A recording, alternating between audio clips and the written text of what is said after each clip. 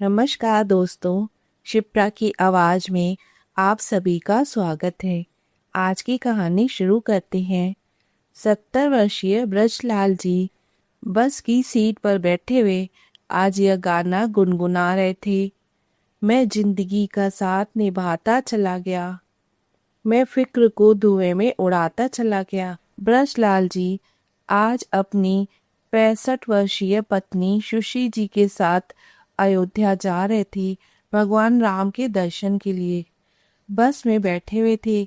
उनके चेहरे पर आज एक अलग ही प्रसन्नता थी। ब्रजलाल जी ने अपनी हिम्मत से अपने खोए हुए सम्मान को वापस पाया था। अपनी हिम्मत और समय पर सही फैसले से आज जो उन्होंने निर्णय लिया था उससे न केवल उनकी जिंदगी बदली बल्कि उनकी पत्नी को भी बुढ़ापे में जीने का हक मिला, एक सही हक। अयोध्या जाते समय सुशी जी आज खिड़की के साइड बैठी जिंदगी का सुकून महसूस कर रही थी। वह मन में सोच रहे थे, जिंदगी भर तो उन्होंने बच्चों को पालने पोसने और घर को चलाने के लिए संघर्ष किया, और आज अगर वह अपने जीने का हक हासिल न कर पाते तो क्या अपनी इच्छाओं को पूरा करने के लिए वह दूसरा जन्म लेते। दरअसल एक दिन सुशी जी की नींद सुबह 6 बजे खुली। वह हड़बड़ाकर जल्दी जल्दी फ्रेश होकर रसोई घर की तरफ भागी तो बहू के चिल्लाने की आवाजें आ रही थीं। महारानियों की तरह सोती रहती हैं, बच्चों को टिफिन देना है, कब बनाएंगी। सुशी जी घबराते हुए बोली, बहू अभी बना देती हूँ। आप क्या बनाएंगी। मैंने आलू उबाल कर रखे हैं और यह ब्रेड निकाल कर रखी है। आज बच्चों को सैंडविच खाने का मन है, जल्दी जल्दी हाथ चलाकर बना दीजिए। सुशी जी सैंडविच बनाने में लग गईं। उन्होंने सैंडविच बनाकर टिफिन पैक कर दिया।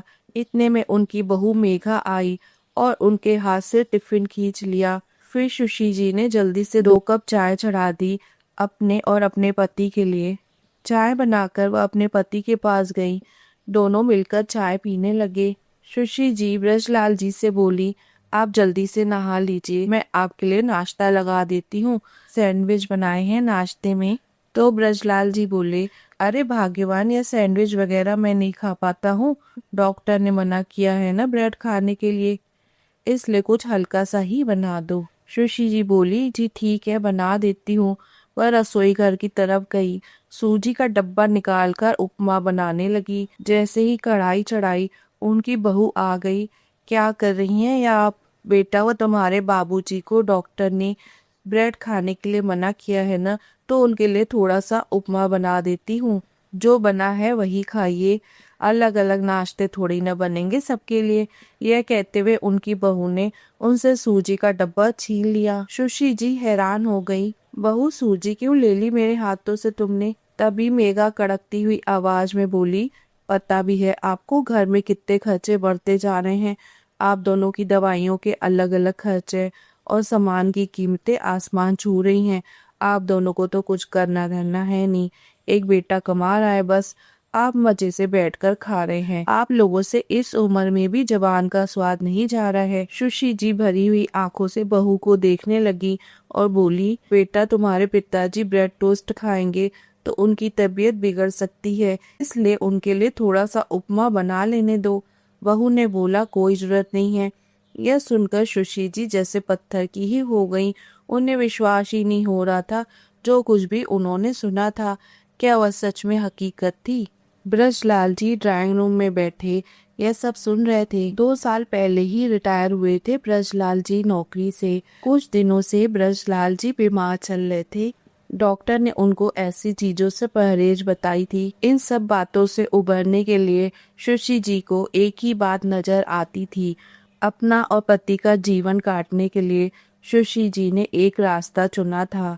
वह था कि बहू के कड़वे बोलों को चुपचाप सह लो। सुशी जी सैंडविच लेकर अपने कमरे की तरफ बढ़ी तो देखा ब्रजलाल जी दरवाजे पर खड़े उनको देख रहे थे।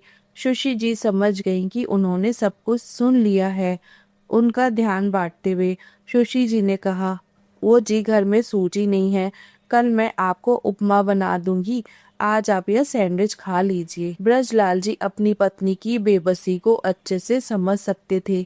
अपनी पत्नी को छोटी छोटी बातों में अपमानित होते देख उन्हें अच्छा नहीं लगता था, लेकिन वह कर भी क्या सकते थे। सैंडविच खाने के लिए वह चुपचाप कुर्सी पर बैठ गए और जैसे तैसे उन्होंने सैंडविच खा लिया। रिटायरमेंट के बाद उनको उनकी पेंशन मिलती थी, जिसे उनका बेटा बहू पेंशन आते ही उनसे ले लेते थे। तभी भी बहू का यह हाल था। दरवाजे की घंटी बजी। सुशी जी ने आगे बढ़कर दरवाजा खोला तो उनके सामने मंदिर के पंडित जी खड़े थे। सुशी जी ने उनको हाथ जोड़कर नमस्कार किया और बैठने के लिए कहा। इतने में ब्रजलाल जी भी आ गए तो पंडित जी ने बोला, कैसे हैं ब्रजलाल जी? मैं बिल्कुल ठीक हूँ पंडित जी, आप बताइए आज कैसे आगमन हुआ आपका? पंडित जी बोले, वह भाई ब्रजलाल, मंदिर की ओर से एक बस अयोध्या जा रही है भगवान राम जी के दर्शन के लिए। बुजुर्ग दंपतियों के लिए यह बस का अरेंज करवाया गया है। बुजुर्ग लोग इस तरह से बस में जाएंगे तो एक दूसरे का सहयोग मिलेगा। इतने में सुशी जी भी चाय नाश्ता बनाकर ट्रे में ले आई। ब्रजलाल जी पंडित जी से बोले, हाँ पंडित जी, हमारा नाम भी उसमें लिख दीजिए और जो एडवांस जमा कराना है कल मैं आकर मंदिर में जमा करवा दूंगा। फिर ब्रजलाल जी अपनी पत्नी की तरफ देखने लगे।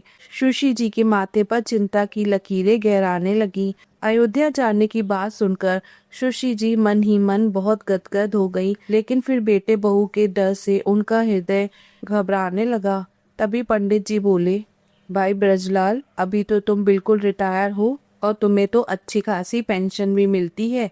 जिंदगी में बहुत संघर्ष किया है तुमने, इतने सालों से मैं देख रहा हूँ। पिछले साल भी एक बस वृंदावन गई थी, पर तुम और भाभी जी नहीं गए थे उसमें। अभी तो घूमने फिरने का समय आया है, अभी नहीं जाओगे तो फिर कब जाओगे? मेघा जो अपने कमरे के दरवाजे के पास खड़ी यह सारी बातें सुन रही थी, पंडित जी के जाते ही चिल्लाने लगी और बम की तरह फूट गई। कोई जरूरत नहीं है अयोध्या जाने की, घर में वैसे ही खर्चे बढ़ते जा रहे हैं, पैसे लगते हैं घूमने फिरने में और शर्म नहीं आती आप लोगों को इस उम्र में घूमने की पड़ी है।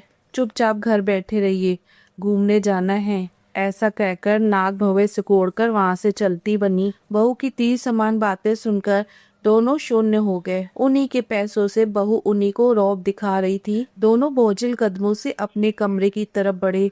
ब्रजलाल जी कुर्सी में बैठे कुछ सोच रहे थे। फिर उन्होंने अपनी पत्नी सुशी जी की तरफ देखा, जो बिल्कुल शांत अवस्था में बैठी थी। वे अपनी पत्नी से बोले, तुम्हें याद है सुशी, हमारी शादी हुई थी, हम घूमने फिरने भी नहीं जा पाए थे। पूरे माँ बाप की देखभाल करना, सब कुछ करना होता था। फिर हमारी जिंदगी में रोशन और रेखा, हमारे दो बच्चों का आगमन हुआ। फिर बच्चों को पालने पोसने और उनकी फरमाइशें पूरी करने में लग गए। उस वक्त भी हमारे पास समय नहीं था, लेकिन फिर भी जिंदगी से कोई शिकायत नहीं थी। सोचते थे कि बच्चे अपनी लाइफ में सेट हो जाएंगे, तब घूम फिर लेंगे। फिर घर लोन पर खरीदा, उसकी किश्त चुकाने की चिंता। सारा जीवन तो ऐसे ही भागदौड़ में निकल गया। मैं अपनी और तुम्हारी इच्छाओं को तो दबाता ही चला गया, और अब जब दिन आए हैं अपनी इच्छा पूरी करने के लिए, तब बेटे बहू उन्होंने हमारे ऊपर इतनी बंदिशें लगा रखी हैं। तुम सारा दिन घर का काम करती रहती हो। रिटायरमेंट के बाद भी मैं कहीं नहीं जा पाता हूँ। मैं अपनी पेंशन के आए हुए सारे के सारे पैसे बेटे के हाथ में रख देता हूँ, तभी भी वह हमें इतनी जली कटी सुनाते हैं।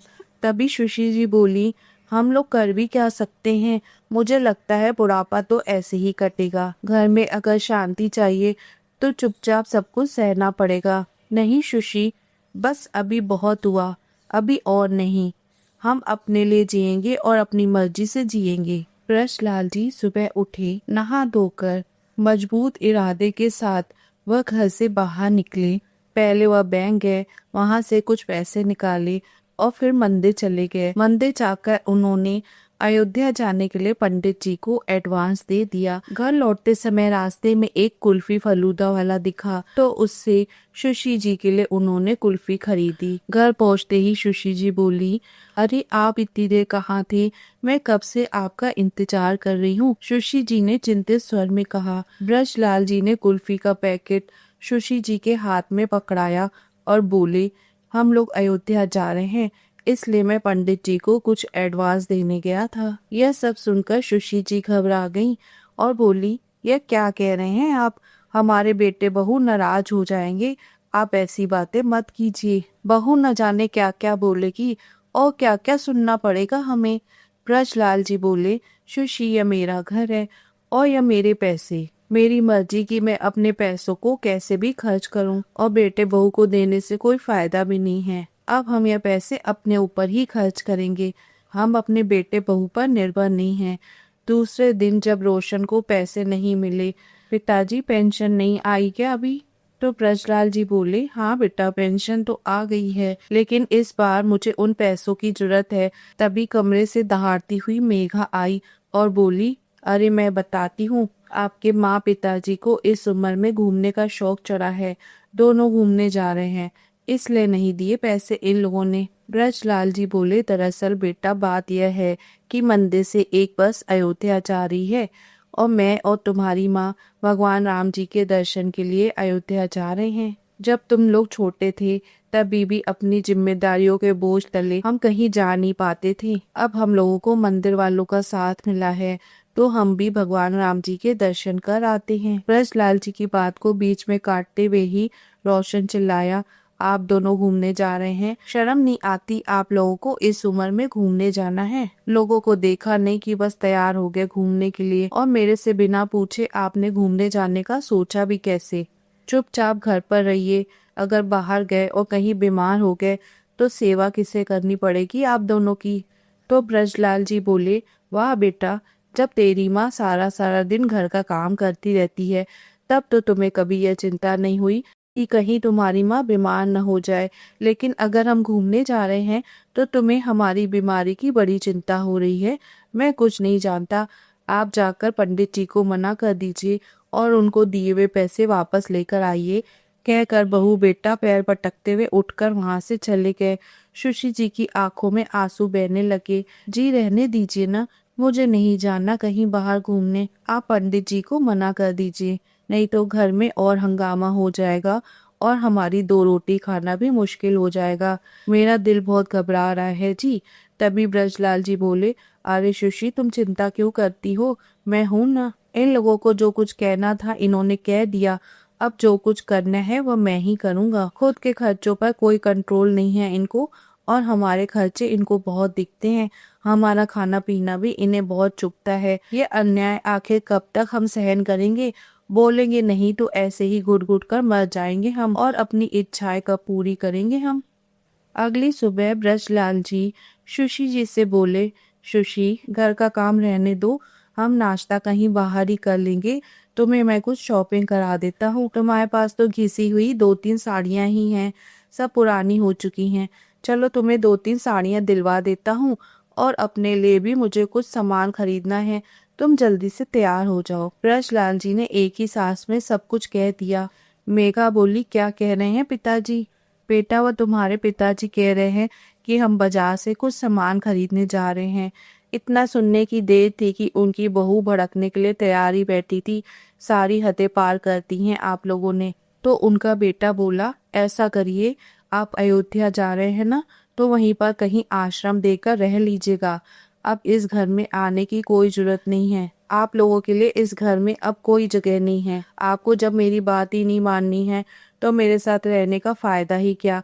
बुढ़ापे में तो घूमने का शौक चढ़ा है, सारी शर्म हया तो बेच खाई है आप दोनों ने। वैसे भी आप दोनों का खर्च हम पर भारी पड़ रहा है। सुशी जी की आंखों से आंसू बाहर आ गए और रुद्धे हुए गले से बोली, रोशन बेटा तुम कैसी बातें कर रहे हो? इतने में ब्रजलाल जी बोले, बेटा शायद तुम भूल रहे हो कि यह घर मेरे नाम पर है और मैंने अपनी कमाई और अपनी मेहनत से इस घर को खड़ा किया है और मैं खर्चा अपनी पेंशन से करता हूँ, तुम्हारी कमाई से नहीं करता।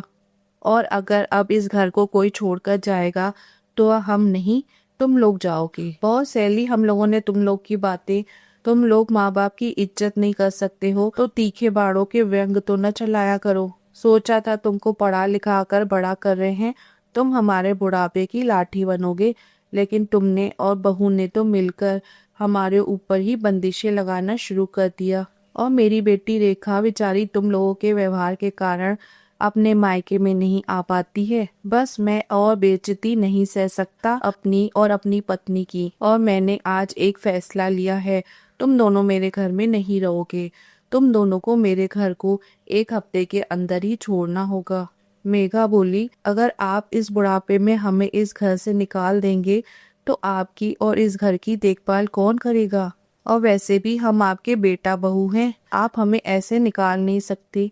अरे बेटा, तुम वैसे भी कौन सी हमारी सेवा करते हो, और जब हमसे नहीं बन पड़ेगा तो हम अपनी सेवा के लिए एक काम वाली बाई लगा लेंगे, ऊपर वाले कमरे को किराए पर चढ़ा देंगे। रोज रोज कम से कम अपना अपमान तो नहीं करवाना पड़ेगा। और बहू, तुम हमारे बुढ़ापे की चिंता बिल्कुल भी मत करो। ब्रजलाल जी के मुंह से यह सारी बातें सुनकर रोशन और मेघा तो बिल्कुल दंग रह गए।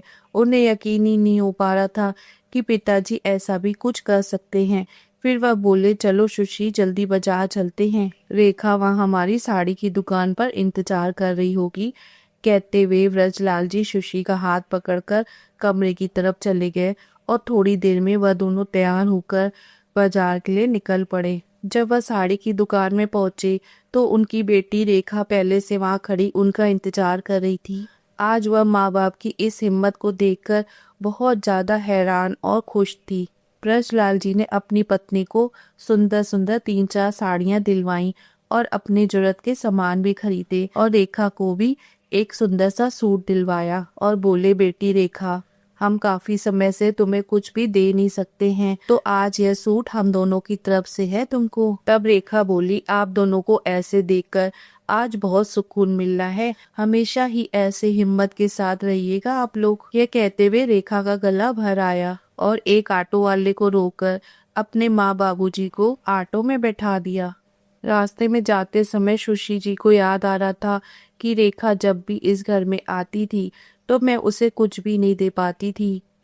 एक बार रेखा होली पे आई, पर मेरे पास कुछ भी पैसे नहीं थे उसको त्योहार देने के लिए, तो बहू बेटे से जब मांगने गई तो उन लोगों ने बहुत जली कटी सुनाई और सिर्फ 200 रुपए दे दिए। मैके की इन बातों की वजह से रेखा को अपने ससुराल में बहुत कुछ सुनना पड़ता था। कितने मुश्किल दिन काटे हैं उन्होंने। इतने में ऑटो वाले ने उनके घर के सामने ऑटो रोका। ब्रजलाल जी बोले, अरे सुशी, कहाँ खो गई तुम? चलो, घर आ गया है।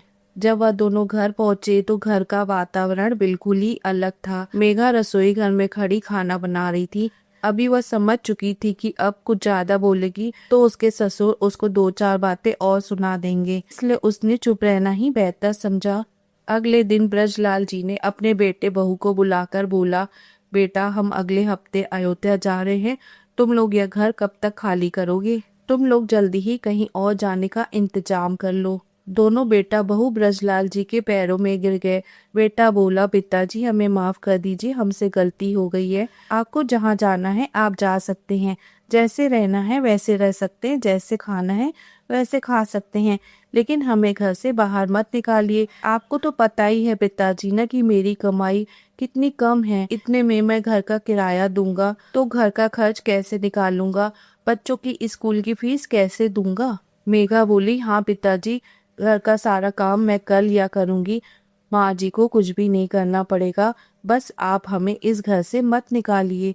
मेघा ने भरे हुए गले से कहा। तो ब्रजलाल जी बोले, ठीक है, अभी मेरे पैसों में तुम कोई भी हस्तक्षेप नहीं करोगे। मेरी मर्जी कि मैं अपने पैसों को कहाँ पर खर्च करूँ। हम बूढ़े हो गए हैं तो क्या हमारा कोई सम्मान नहीं बचा? क्या बुढ़ापे में जिंदगी खत्म हो जाती है, जीवन की इच्छाएं खत्म हो जाती हैं? ब्रजलाल जी रौबदार आवाज में बोले। अगली सुबह मेघा सास के उठने से पहले ही उठ गई थी और नाश्ते का पूरा इंतजाम करके उसने रख लिया था, और सास ससुर के जागने के बाद चाय और नाश्ता उनको देकर गई। इतने सालों के बाद सुशी जी को आज बहू का सुख मिल रहा था। यह सब देखकर उनका दिल गदगद हो गया।